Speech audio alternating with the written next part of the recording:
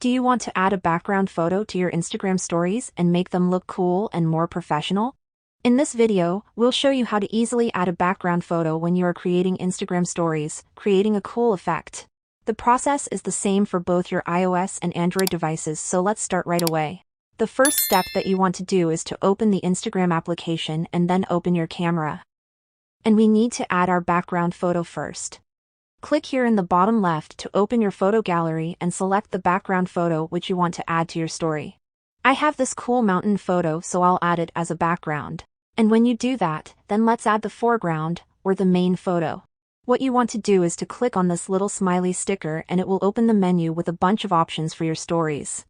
You want to find a little photo gallery icon and click on it. That will open your photo gallery so you can select any photo that you want to add. I'll add this one, and just resize it, put it wherever you want on the screen, and you will have a foreground photo and a background photo to your Instagram stories. And that's it for this video, everyone. Thank you so much for watching, and please consider subscribing to the channel. See you in the next one.